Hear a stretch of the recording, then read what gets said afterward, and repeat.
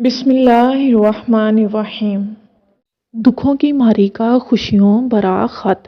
मोहतरम हज़रत हकीम साहब अस्सलामु अलैकुम। मैंने जब से होश संभाला दुख ही दुख देखे, अपने वालदैन को परेशान ही देखा था। वालदा की वफ़ात के बाद मेरा बहुत बुरा दर्दनाक दौर शुरू हुआ। मुझ पर भाभी चची की जानब से बहुत मज़ालिम ढहाए गए।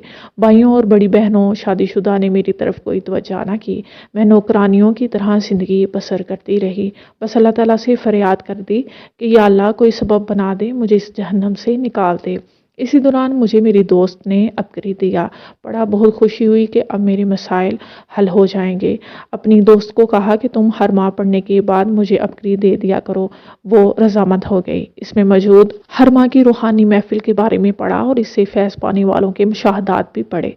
मुझे लगा यही रूहानी महफिल मेरा मसला हल करेगा। मैंने यकीन, तवज्जो और ध्यान के साथ रूहानी महफिल करना शुरू कर दी।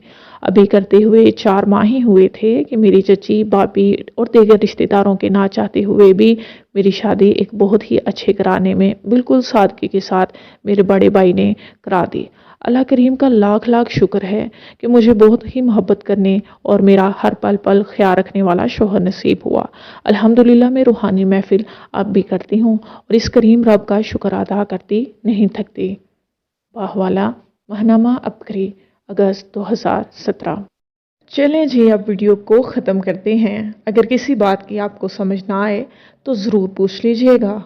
शेखुल वज़ाइफ की कौन सी किताब से ये वीडियो ली गई है, आप मुझसे ये भी पूछ सकते हैं। मैं अपनी वीडियो को और ज़्यादा बेहतर कैसे बनाऊं, आप मुझे मशवरा भी दे सकते हैं। ऐसी मज़ीद वीडियोस देखने के लिए इस चैनल को सब्सक्राइब करके ज़रूर जाइएगा। मिलते हैं अगली वीडियो में, तब तक के लिए अल्लाह हाफिज़।